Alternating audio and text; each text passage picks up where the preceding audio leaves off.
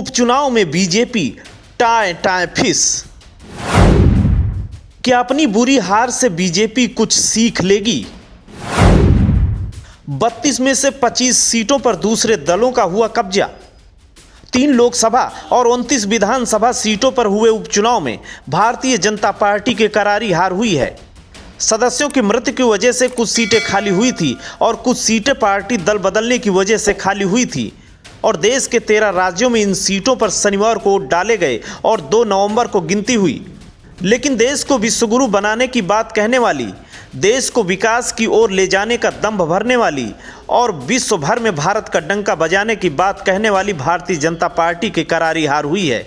असम की 5 सीटों में 3 सीट बीजेपी और 2 सीट उसके गठबंधन वाली पार्टी यूपीपीसीएल ने जीती।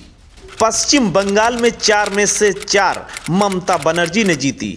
खास बात रही कि 3 सीटों में बीजेपी के उम्मीदवारों की जमानत जब्त हो गई। हिमाचल प्रदेश की 3 सीटों में कांग्रेस ने जलवा कायम रखा और बीजेपी क्लीन स्वीप हो गई। मध्य प्रदेश की 3 सीटों में 2 पर बीजेपी और 1 पर कांग्रेस ने जीत हासिल की। बिहार में नीतीश कुमार अपनी दोनों सीट बचाने में कामयाब रहे। कर्नाटक में 2 सीटों में 1 बीजेपी और 1 कांग्रेस के खाते में गई। हरियाणा की 1 सीट पर अभय चौटाला ने बीजेपी को बुरी तरह शिकस्त दी। मेघालय की 3 सीटों में एनसीपी और यूडीपी का कब्जा रहा। राजस्थान की दोनों सीट पर हुआ चुनाव कांग्रेस ने जीता। तेलंगाना की 1 सीट पर हुआ चुनाव बीजेपी के खाते में रहा। आंध्र प्रदेश, महाराष्ट्र और मिजोरम में बीजेपी का खाता नहीं खुला। लोकसभा और विधानसभा मिलाकर कुल 32 सीटों पर उपचुनाव हुआ और 32 में से 7 सीट बीजेपी अपने दम पर जीत पाई है।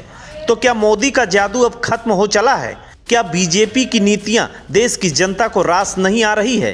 क्या उपचुनाव उत्तर प्रदेश में होने वाले विधानसभा चुनाव में बीजेपी के लिए खतरे की घंटी साबित होगा? अगर जनाधार ही सरकार की नीतियों का परिणाम है तो उपचुनाव में भाजपा की करारी हार मोदी सरकार की नीतियों पर बड़ा सवाल नहीं है क्या? हमें कमेंट करके जरूर बताएं। Bureau report, Ashok Kumar Yadav, INF, Uttar Pradesh.